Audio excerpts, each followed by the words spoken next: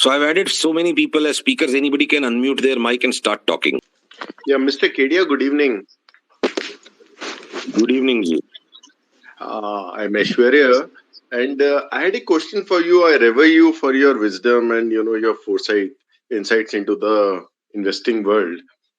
I myself, I'm a retail investor. I've been investing in market since last 20 odd years.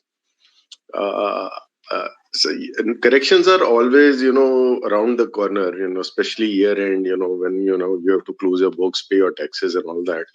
So it's a natural phenomena which happens. But do you think there's something deeper this time? Like, the interest rate increases that are forecasted next year, the accommodating stance which the central banks had, they might withdraw it in the new wave. How deep do you think the concern is? I wanted to know that your thoughts on that. Thank you. See, Aishwarya, perhaps you missed the early part of our conversation today where I explained that, declining interest rates are a compulsion, a majburi. खैरात कब बांटी जाती है, गुरुद्वारे को लंगर बड़ा कब खोलना पड़ता है, जब लोग अफोर्ड नहीं कर सकते, अकाल पड़ गया है, सूखा पड़ गया है, कहीं दंगा फसाद मच गया है, तो गुरुद्वारा बोलता है कि नॉर्मल लंगर नहीं है, अब हम लाखों पीस लंच के बनाएंगे. So, reducing interest rates are a compulsion.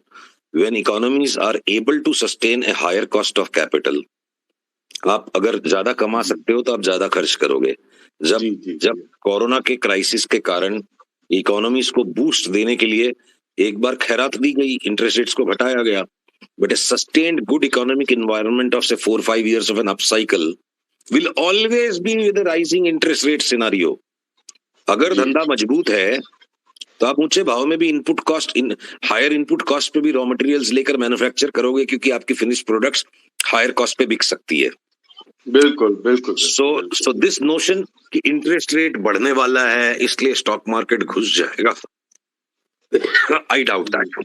C, in economics my favourite adage is, in economics ऐसा कोई रूल नहीं है कि एक चीज घटेगी तो खराब है, अच्छी है, या बढ़ेगी तो खराब है.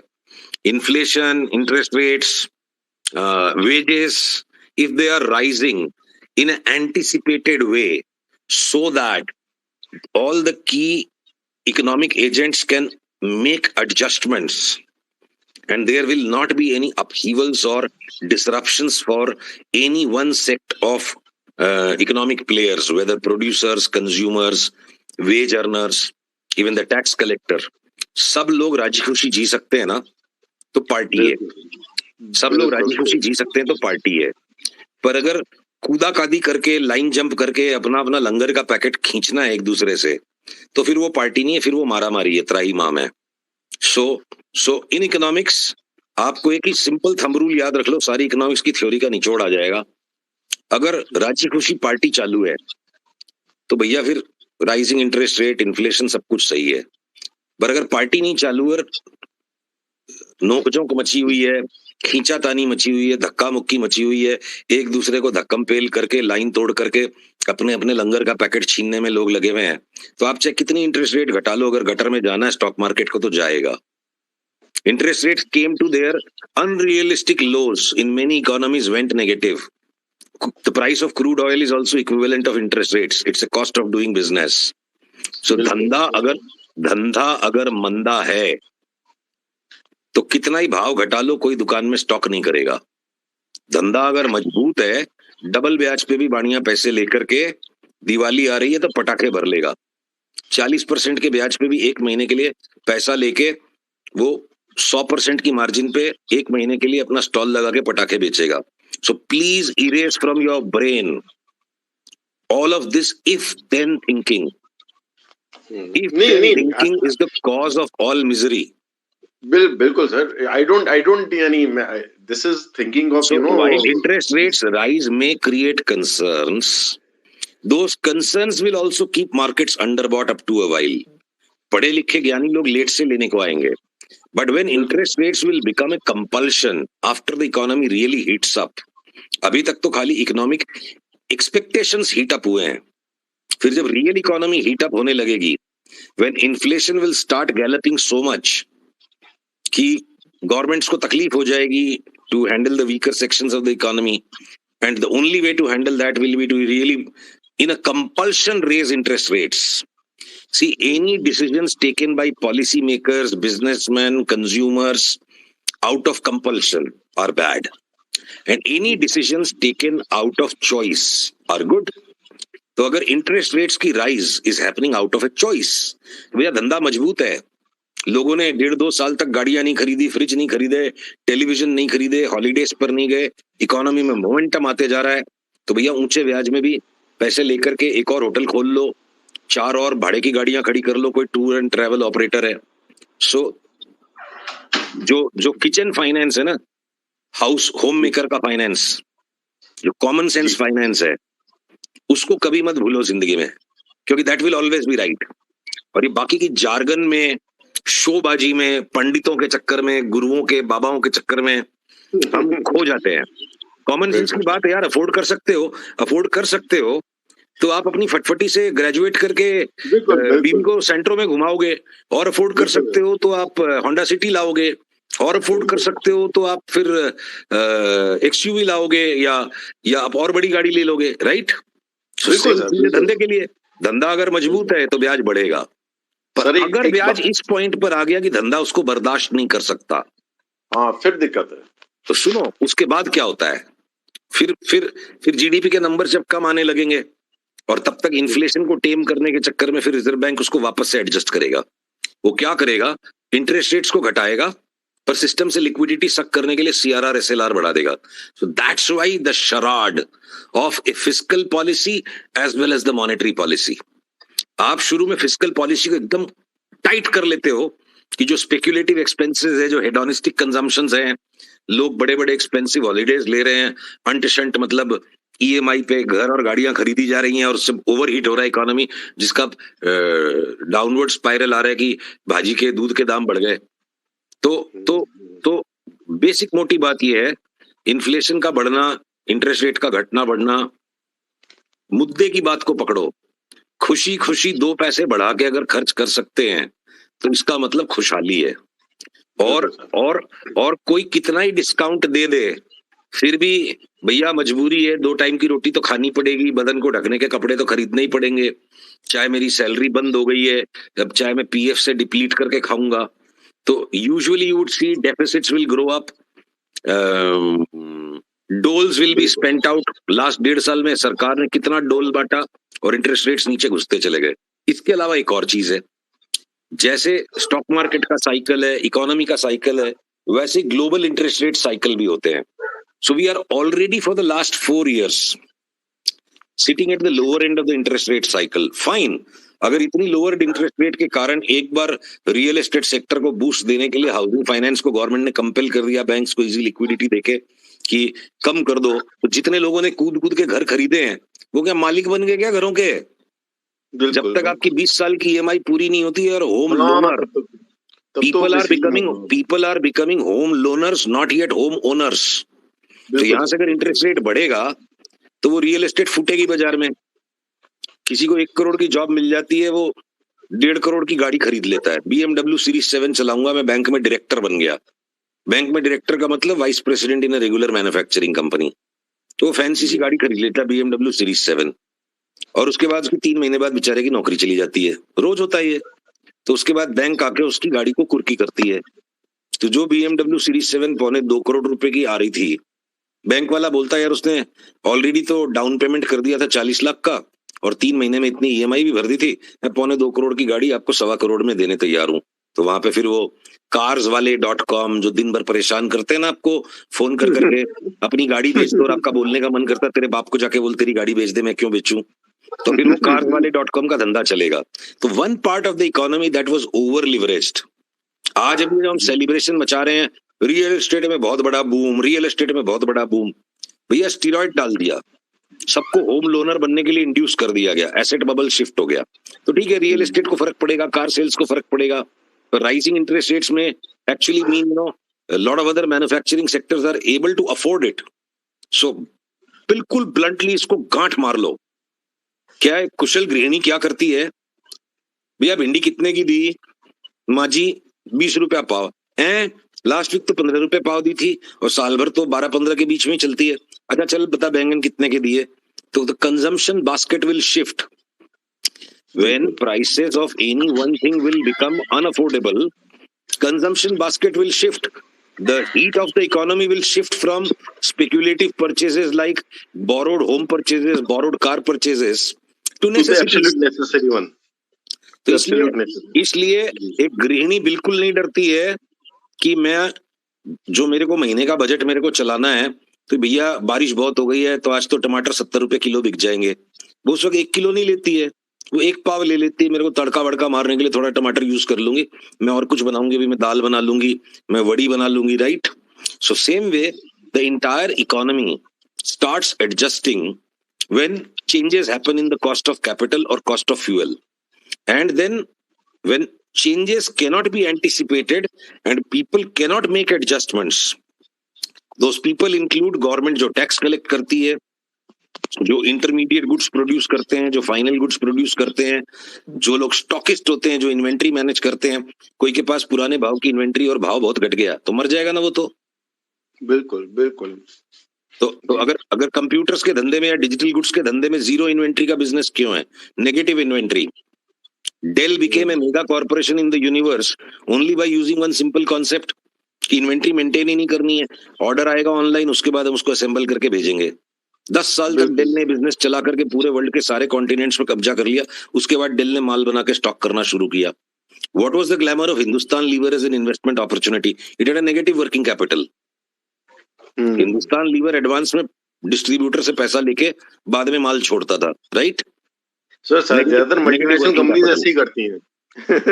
So come back to the point. I am getting overflowed on only one question because some people will miss some part. They can listen to the recording. I think I'll rather on the next questions talk about. You can listen to this again on the recording. We are lucky the recording is going on well today. So never, the big myth to be broken is कि अगर आलू प्याज के भाव बढ़ जाएंगे तो गृहिणी को जिस बजट में घर चलाना है वो कैसे चलाएगी? वो बिल्कुल चला लेगी। आलू प्याज की सब्जी नहीं बनेगी घर में उस वीक। जो लोग दिन में से 3 बार प्याज की प्लेट भर भर के जो लोग खाते हैं अपने चिकन मटन के साथ में, पालक पनीर के साथ में, जब 80 रुपए 90 रुपए किलो, 100 रुपए किलो, 150 रुपए किलो प्याज बिकता है, महीने भर हम प्याज खाए बिना रह जाते हैं ना। तो our consumption baskets will adjust and that's what is to be caught. If consumption baskets can smoothly adjust and if those adjustments can happen right at the level of the tax collector, intermediary goods producer, final goods producer, distribution and logistics and the end consumer, then party चालू है। पर किसी की भी rubber drink आ गई किसी को और किसी ने उल्टी मचा दी और एक बार लाइट चलाओ, अरे डीजे म्यूजिक बंद करो यार, फ्लोर गंदा हो गया, 4 आदमी फिसल के गिर जाएंगे, तो वहां पार्टी बिगड़ गई। तो जब तक किसी को उल्टी नहीं आ रही है पीते जाओ दारू, कोई लिमिट है क्या? तो कोई इंटरेस्ट रेट बढ़ गया तो इकोनॉमी खराब और घट गया तो खराब। ये सब मन गढ़ंत एस यू मी अजम्पशन के ऊपर है, कोई ये सब बकवास है। Don't assume. जी कमाई है तो खर्चा होगा जी। और अगर कमाई नहीं है, कोई बोलेगा एक पे एक फ्री, बोले यार देखेंगे अगले महीने, छोड़ दे, ये डिस्काउंट सेल अभी मेरे काम के नहीं है। That's what. बिल्कुल सर एक सवाल और है मेरे आपसे। इकोनॉमिक साइकिल में हम लोग कहाँ पर हैं? Like we have started to do really well economically in the last after this covid. हमारे लाइक इकोनॉमिक फंडामेंटल्स भी काफी स्ट्रॉन्ग है, current account deficit, fiscal deficit, government काफी अच्छे, टैक्स कलेक्शन भी बहुत अच्छी हो रही है गवर्नमेंट की। तो आपको क्या लगता है आगे like where do we stand in the economic cycle? यानी ऐसा इतनी स्ट्रेंथ इकोनॉमी में मैंने लाइक आफ्टर मेनी इयर्स देखी है, 10-15 years, after 10-15 years I'm seeing so much of economic strength of India. तो हम लोग where do we stand as far as economic cycle is concerned, and how long do you think this will continue? I'll try to quickly answer it in 3 parts. From whatever we are going to discuss on economic cycles now, please do not confuse it with कि if my sense is that अभी तो economic cycle की शुरुआत ही हुई है and a much longer term cycle, तो इसका मतलब ये नहीं कि आप ये एक्सट्रापोलेट कर लो कि इसका मतलब स्टॉक मार्केट भी डेली बढ़ता ही रहेगा। Stock market can be dissociated with the economic fund. Right. So allow me to explain my answer in 3 parts, then you can comment. वरना मेरा फ्लो टूट जाएगा। मेरे पास लिखे हुए नोट्स तो है नहीं। जी, sorry. Right. So a caveat, it's necessary when we are in a public conversation, क्योंकि बहुत से लोग थोड़ी सी बात सुन के चले जाते हैं और फिर वो कुछ कर बैठते हैं, और फिर आप सावधानी से बात नहीं बताओ तो बिना बात के बद्दुआ खाने का काम हो जाता है। क्योंकि पैसों का काम है, और बद्दुआ काय के लिए लेने की किसी की भी। तो do not confuse this with my sense of that cycle on stock market, even though I think the stock market cycle is for the longer run. But the stock market has already run up so ahead that the amount of economic positivity that we are going to see over the next quarters or over the next years may or may not get reflected to the same extent in the stock market, because stock market always runs ahead of the economy. Point number one. Point number two, such a large spike that has come. देखिए क्या होता है ना, जब बहुत बार आपका मान लो आपकी ऑफिस का ड्रॉवर ना बिल्कुल उलझ गया है, एकदम आपने उसको रद्दी खाना बना दिया, सब कुछ ड्रॉवर को पूरा उलझा के छोड़ दिया, दिमाग आउट हो जाता है दिन भर में काम करने में, स्टेपलर का है खोजते खोजते टाइम लगती, पिन का है, और एक दिन आप डिसाइड करते हो यार इनफ इज इनफ, 15 मिनट के लिए काम बंद करो, पूरा ड्रॉवर बाहर निकालो, पूरा ड्रॉवर खाली करो, कपड़ा मारो उसमें और सारा सामान ढंग से सजा दो, और उसके बाद आपकी एफिशिएंसी एकदम से बूस्ट हो जाती है। So I think this kind of reset, the episode of Corona last year was a complete global economic reset. And in that global economic reset, before Corona had happened, there was a lot more government complacency across the globe. So जिस रफ्तार से सरकारों ने lowest stratum of the economies को बचाने के लिए जो बरसात मचाई है, और जिस तरह के काम हुए हैं, तो कई बार क्या होता है ना, चल रहा है यार, घर में साफ सफाई नहीं हुई है, ठीक है, झाड़ू पोछा लग जाता है, पर अब क्या है ना, लड़की को देखने आने वाले हैं, तो भैया लगाओ भैया इस वीकेंड में सारे पंखे बत्ती साफ करो, तो सोफा के ऊपर सर पे सबके सर का तेल लगा हुआ है, दीवार पे दाग लगे, पूरे घर की साफ सफाई हो जाती, होल सिस्टम गेट्स एफिशिएंट। फिर कोई को याद आता है यार वो टॉयलेट के अंदर भी जाके देखेंगे कि हम लोग साफ सुथरे लोग हैं कि नहीं, तो पूरे टॉयलेट की पूरे घर की डीप क्लीनिंग हो जाती है।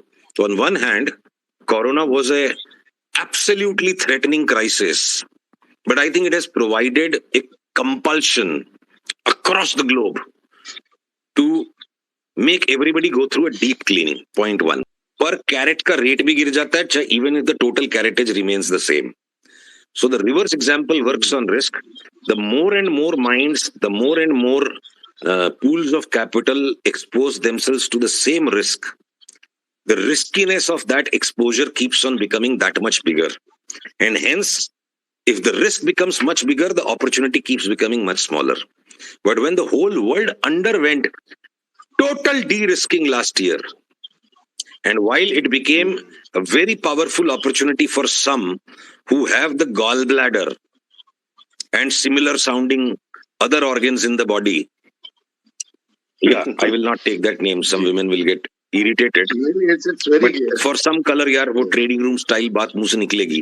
So when people with gallbladder and the rhyming organs jump in, they are absolutely taking over totally uncrowded risk. तो जिसने लास्ट ईयर की कैलामिटी में 7,500-8 हजार में इन्वेस्ट कर लिया, इंडेक्स तो भले 3 गुना हो, ये 10 गुना कितने स्टॉक्स हो गए. Same thing on the economic activity, the deep cleansing that has happened in policy minds, the alacrity, the motivation that has been there for the government to really taking care of everything all around across the globe, reset of global trade equations. To such a situation, even if a very large rebound has come from the lows, this kind of deep reset may have actually created, which we cannot know for sure now, but this is a conjecture now, a more appealing conjecture than any other conjecture, and definitely totally vehemently against the conjecture that this is just a flash in the pan and a dead cat bounce. The deep reset that happens, बोलते हैं जब कोई इंसान बहुत गम से गुजरता है, जब एकदम आप चारों तरफ से घिर जाते हो, तो आप अपने आप को पूरी तरह से री इंजीनियरिंग करते हो, So that's how cycles are created. So the usual cycles were the 4-5 years of boom and bust, and who knows, now a much longer term cycle may have just originated, and a large part of that may have played out within 1 year quickly. So for some time, as the real economy again takes off, तो वो और numbers visible होंगे, क्योंकि last 6 महीने के lag से data आता है. And then maybe in 2022 you might find a lot of fatigue because there has been too much of a sharp spike. और जब 2022 के end तक लोग गिव अप करने लगेंगे कि यार ये तो फ्लैश इन द पैन था, तो जो सेम चीज रिस्क है तो इश्क है, और मार्केट हर पॉइंट पर कंफ्यूजन और डिलेमा बना के रखेगा. That's how the risk is. 2022 में वापस मार्केट्स अंडरबॉट हो जाएंगे या इकोनॉमी पे लोग अंडरबॉट हो जाएंगे और वो वापस 2023 में चल पड़ेगा. So my own sense is not that eternal permanent bull or an eternal optimist. I mean, I have been ferociously bearish to the point that a lot of visible faces in the market would like to break my neck. रात को 12-12 बजे भी 1-1 बजे भी नींद से उठा के मार्केट के बड़े लोगों ने खूब भरपेट गालियां दी है कि इतनी मंदी की बात क्यों करता है. समझ में आती इसलिए करता हूं. तो मेरा दिल अभी नहीं बोलता है कि this is just a flash in the pan. इतनी बड़ी कीमत चुकाई है यार, सबका भेजा टाइट हो गया है, ऊपर से लेके नीचे तक सारा संसार सुधर गया है. सबको बहुत सारे वैल्यूज नजर आ गए, एलिक्विडिटी हो गई सिस्टम में. तो I think it's a deep long term reset that has happened, and a very longer term cycle may have opened. That's my guesswork. I can't be sure. Let's move on to next speakers and let's see what they have to say. Good evening, sir. Thank you, sir. Thank you. Abhinav ji, please tell us your thoughts or any questions that you may have. Sir मेरा question ये है कि sir मतलब जब भी आप किसी stock में एंट्री लेते हैं या कुछ भी बाय करते हैं सर, आपका फर्स्ट मतलब क्या रहता है? चार्ट रहता है, फंडामेंटल, या कुछ भी? मतलब सबसे पहले मतलब क्या आउटलुक देखते हैं सर आप? देखिए, सबके लिए अलग अलग चीज काम करती है. तो मेरे लिए जो करता है जरूरी नहीं सबके लिए करे, पर मैंने जितने भी पापड़ बेल लिए जिंदगी में, और बहुत ज्यादा बेले हैं, मतलब हद के बाहर बेले हैं, ठीक है जी सर. तो अपने पल्ले यही पड़ा कि अपनी बुद्धि ज्यादा चंचल है. ये नहीं कह सकते कि अपने पास बुद्धि ज्यादा है, और ये बुद्धि का चांचल्य मुझे लपेट लेता है. तो चाहे पढ़ाई लिखाई ज्यादा कर ली, चाहे बहुत सारा नेटवर्क बना लिया, तो अपना पहला मकसद ये होता है कि जब तक है दम तब तक हैं हम, और जहां पे निकला दम, जहां पे फटा बम, जहां पे फटा बम, भाग निकलेंगे हम. So I have to first identify my tolerable amount of risk on any adventure. चाहे मैं वो बैलेंस शीट देख के कन्विंस्ड हो जाऊं, चाहे मैं कोई न्यूज फ्लो को देख के कन्विंस्ड हो जाऊं, चाहे कुछ भी हो जाऊं, तो अगर मैं आकर्षित जरूर होऊंगा मेरी बुद्धि के कारण, पर मैं निर्णय तब लूंगा कि मेरी बुद्धि को बिल्कुल अपनी सीमा में बांध कर. देखिए, एक घोड़ा जंगली होता है जो उत्पात मचा सकता है, जो अपने पीछे की दोनों टांगों पे खड़ा हो जाए. तो बिना विवेक की बुद्धि पिछले दोनों टांगों पे खड़े हुए घोड़े के बराबर है. और मेरी इस चंचल बुद्धि को विवेक में देता हूं. मेरी एक लिमिटेड रूल्स रेगुलेशंस के हिसाब से चार्ट रीडिंग पे जब ये समझ में आ जाता है कि भैया इतना नाप तौल कर काम कर ले. देखो, जाओ तो बार में पूरा बार खुला हुआ है और आप साल भर तक बैठ के पी लो, उतनी है वहां पे. पर आपको तो अपनी औकात नाप के चलना है ना कि भैया कितने पेग पीने के बाद तमाशा मच जाएगा. तो मेरे को उतने पेग पीने ही नहीं है, और महफिल का कलर जैसे जैसे जमता जा रहा है मेरी ड्रिंकिंग स्लो हो जाएगी. That's how a good drinker drinks. So doing a trade and getting attracted to an idea are two totally different things. So for me what works is कि मुझे मेरा बाहर निकलने का रास्ता मालूम होना चाहिए, और मुझे ये पता होना चाहिए मैं कब उठ के भागूंगा. तो इसलिए I will take my decisions based on charts. I may get attracted to look at the chart of a specific stock for 10,000 different reasons, but I will never stay inside a stock only because कि news ये है और उस पे opinion ये है और उसकी बैलेंस शीट ये है. सो देखिए, इसको एक और संक्षेप में बात को कहें, क्योंकि मैंने खुद ही इसको 10 बजे तक नक्की किया था, 10 तो ऑलरेडी बज गए और इतनी सारी रिक्वेस्ट हैं, तो मैं एक मिनट में जवाब देने की कोशिश करूंगा. Rather I should be blocked by Urmi ji or anybody else who will become a co-host, कि I should not speak for more than 30 seconds. देखिए, लाइफ के वैल्यूज जो है ना, वो इस चीज की लिस्ट कभी नहीं बनती कि क्या क्या करना है जिंदगी में. जिंदगी के अंदर बहुत कुछ करना है, पर वैल्यूज किसी इंसान के, किसी परिवार के, किसी समाज के जो बनते हैं वो ये होते हैं कि बेटा ये नहीं करना है. हॉस्टल जा रहे हो ना, अकेले मत पीना, और मेरे परिवार का तो जो सिस्टम था, अरे पीने का तो काम करी मत लेना, तुझे घर में नहीं घुसने देंगे, राइट? सो क्या क्या नहीं करना है makes your value system. So I utilize fundamentals to reject कि चाहे कुछ भी हो जाए कबाड़ा, इसमें कितनी इसकी खतरनाक चार्ट हो जाए, इन स्टॉक्स को मुझे हाथ लगाना ही नहीं है. तो बहुत large list of acceptable universe with in which my charts can work. फिर मैं इन आउट चार्ट के बेसिस पे करता हूं, क्योंकि मेरे को मेरे नुकसान पर नजर रखनी है. बड़ा मुनाफा मुकद्दर से आएगा, और भगवान ने हमें जो दिया है इस एक्सपेक्टेशन से दिया कि बेटा जो कुछ भी चीज दिया है इसका ठीक से इस्तेमाल कर, इसको खो मत देना. तो खोने की हद बना के रखो, और एक ही बार में सफाया करने की बजाय अगर आप उसको 1-1% करके 100 बार खोओगे तो कहीं ना कहीं तो आपका स्यापा बंद हो ही जाएगा ना. तो इसलिए रिस्क कंट्रोल करने के लिए all decisions based on technicals, and quality control करने के लिए first filter is fundamentals.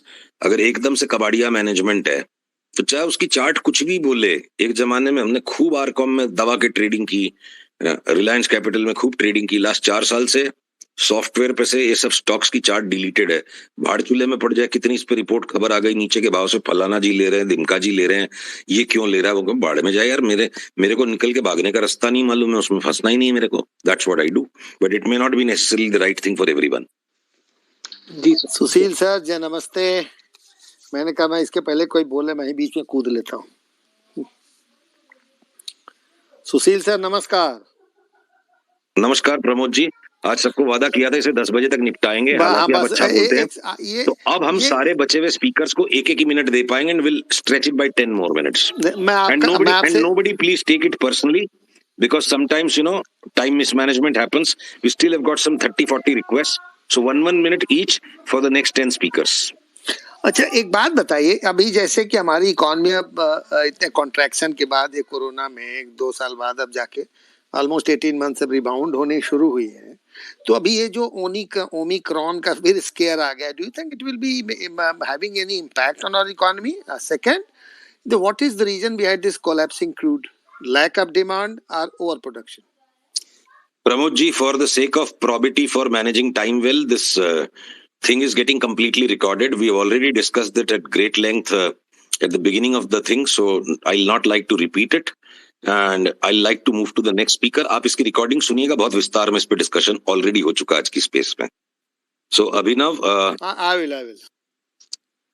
So RP I'll go to add as a speaker. Namchin I'll add as a speaker, and Bara I'll Pramod ji, I'll remove you from speaker so that there's more space to add other people, and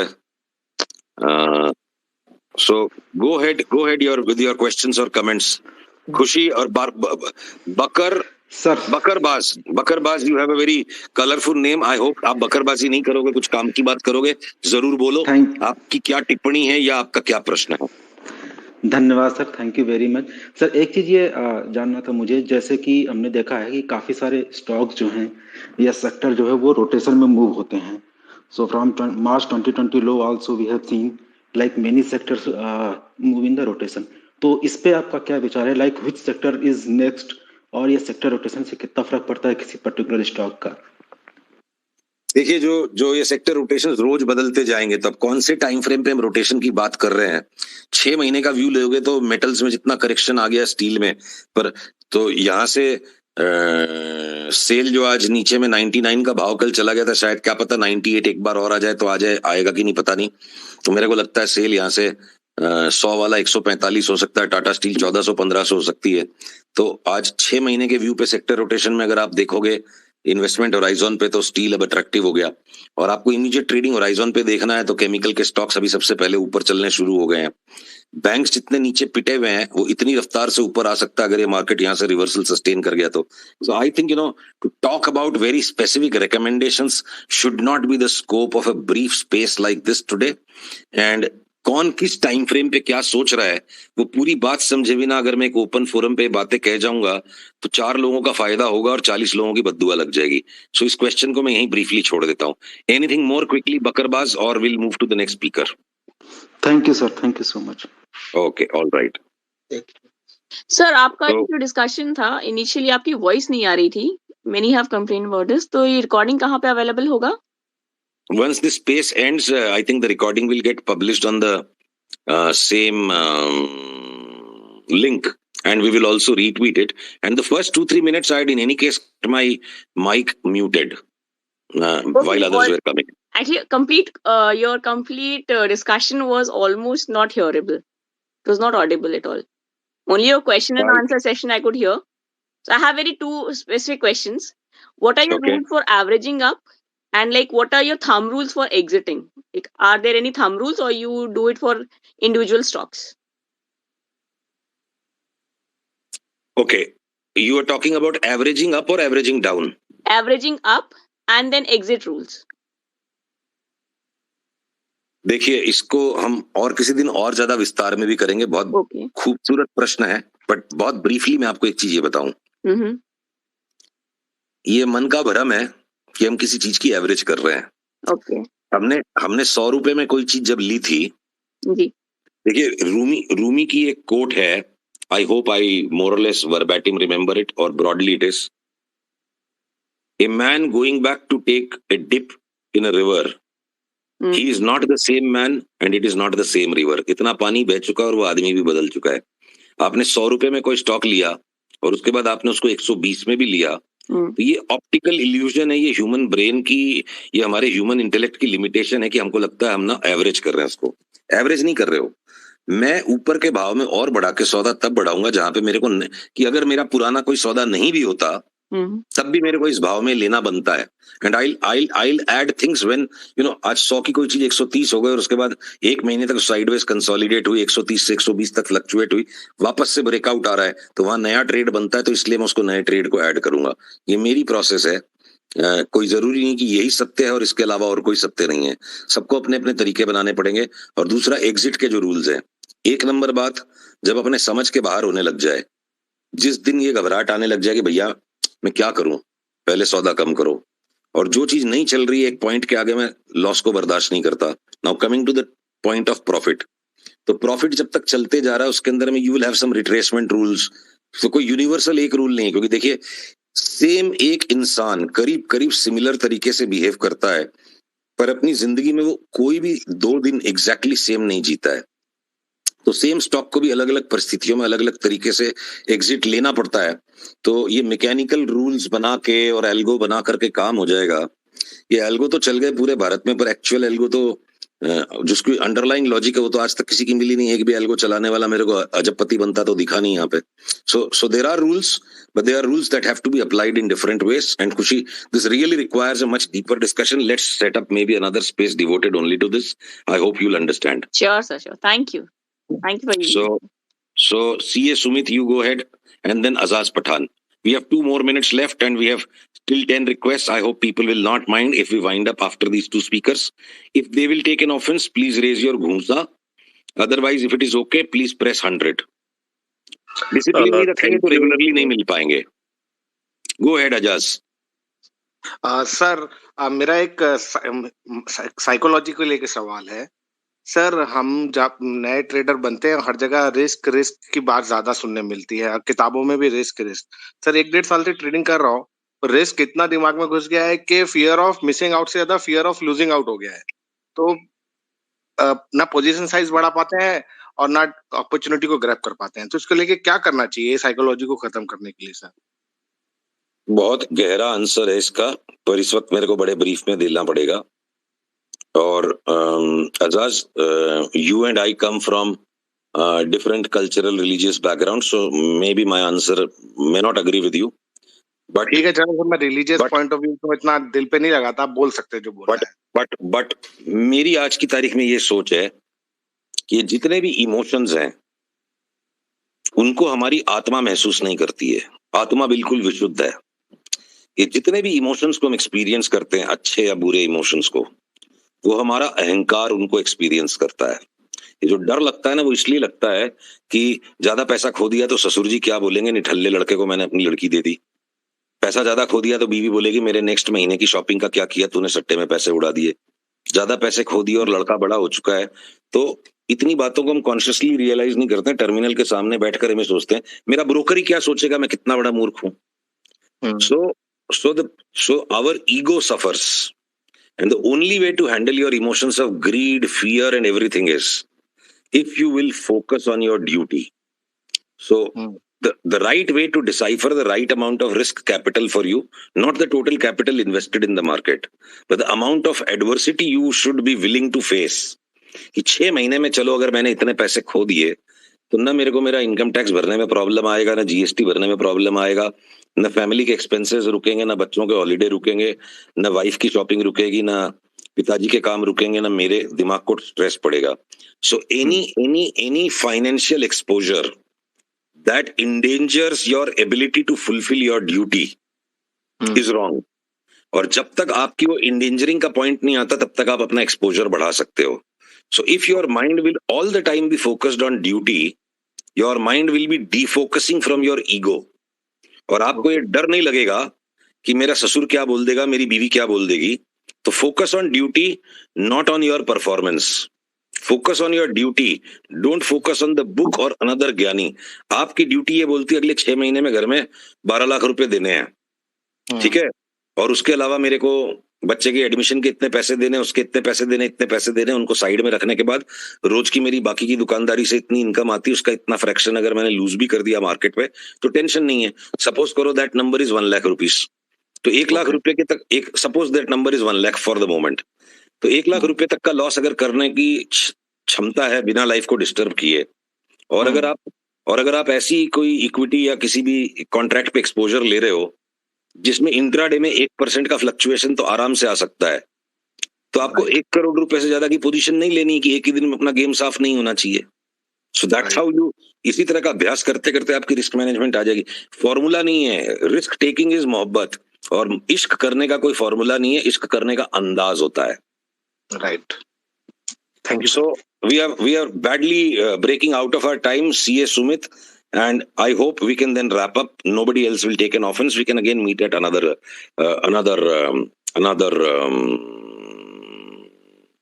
space perhaps. I'll invite one just person, Tristan Lamonica. Thank you, Kedia sir, and greetings to you. Sir, my question is that in the November month, we are witnessing the highest selling by the FII. Now, my question is that it was outcast by the buying by the DI. Now, is there something? The question is in 2 parts. Is there something that we are missing and the FI knows it? Any information that they are factoring? Or secondly, that due to the lower interest rate in the banks, that DI have become so strong, or there is so much of availability of the capital कि वो अब कह रहा है कि मैं bank में नहीं रखूंगा, मैं तो कोई भी IT कंपनी है जिसमें CAGR मुझे 15 से 20% मिलता है तो मैं उसमें लगाऊंगा. सो इज दैट थिंकिंग कि हमारे पास इतनी कैपिटल है कि अब हम FI के साथ compete कर पा रहे हैं, और there is something else? I just want to clear this out. मेरा आपसे हाथ जोड़ के निवेदन है कि FII का डेटा पोस्ट करने वाले ट्विटर पे बहुत बड़ी संख्या में गधे लोग हैं. आई यूज दिस, सिर्फ डेटा, एवरीथिंग इज डेटा, पर डेटा का आगे इंटरप्रिटेशन तो बोल. इतिहास को उठा के देखो, लास्ट 25 साल के मार्केट के टॉप के दिन FII की बाइंग हाईएस्ट होती है, मार्केट के बॉटम के दिन FII की सेलिंग हाईएस्ट होती है. इतिहास उठा के देखो लास्ट 20 साल का. तो FII की जिस दिन सेलिंग हाईएस्ट है उस दिन आप भी माल बेचोगे. FII में भी तो बहुत रकम की FII है ना. कुछ विनर्स हैं, कुछ लूजर्स हैं. वो 2 साल के व्यू पे चल रहे हैं, आप 2 घंटे के व्यू पे चल रहे हो. दूसरी चीज, पैसे का रंग नहीं होता. आपका पैसा पैसा है. आप ये बोलोगे कि मेरे पास 10-20 फॉर एग्जाम्पल 10-20 लाख हैं, FII के पास 10 लाख करोड़ हैं, तो उसके पास 10 लाख करोड़ भी आपके 2 लाख के बराबर, और आपके 2 लाख भी आपके लिए 10 लाख करोड़ के बराबर है. हर आदमी की उंगली उतनी कीमती है, चाहे वो करोड़पति हो, चाहे अजबपति हो, चाहे खाकपति हो. उंगली बेशकीमती है. तो जिसके पास जितना है वो उसके लिए बेशकीमती है. तो पैसा पैसा होता है, पैसे का रंग नहीं होता. और खाली पैसे वाला अगर जीत जाता तो टाटा बिरला सबके बच्चे फैक्ट्रियां छोड़ के लग जाते शेयर बाजार में. तो जो रिटेल का 2 लाख और होलसेल वाले का 2 लाख करोड़, पैसा पैसा है भैया, और भाव भगवान नहीं है, भाव राजा है. तो FII का डेटा देख, मतलब सब कुछ देख लिया, साड़ी का चेहरा देख लिया, साले का चेहरा देख लिया, सास का चेहरा देख लिया, ससुर का चेहरा देख लिया, पर जिससे शादी करनी है उसका तो चेहरा देखा ही नहीं, उससे तो बातें की नहीं। बाकी परिवार को देख के हाँ कराए कि हाँ जी लड़की पसंद है। तो ऐसे कभी किसी ने कोई रिश्ते किए हैं क्या? तो फिर आप व्यापार धंधे के अंदर 50 चीजों को क्यों देखते हो? अर्जुन को चिड़िया की आंख देखनी चाहिए, मैं कहाँ लूंगा कहाँ बेचूंगा। और उसका रीजन भाव है, जितना ज्यादा बुद्धि को भटकाओगे उतना बुद्धि भटकने को तैयार बैठी है। बुद्धि एक घोड़ी है और जहां लगाम ढीली करोगे वो नाचना शुरू कर देगी।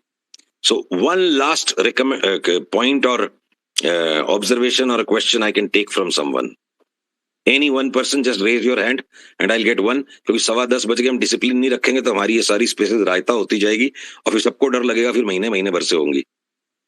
Fastest finger first, one last person. No wait, I will count 3, 2, 1, थोड़ा सा मस्ती करते हैं।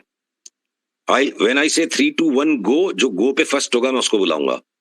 रुक जाओ रुक जाओ रुक जाओ।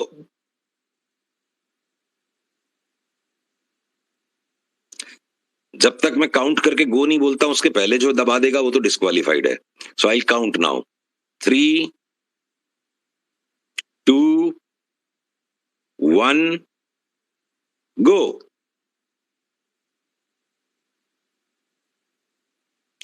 Ritesh came first at the right time.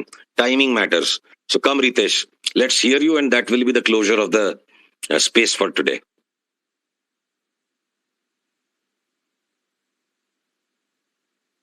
Ritesh, please unmute your mic and let's have a closure with your comments. Sir good evening.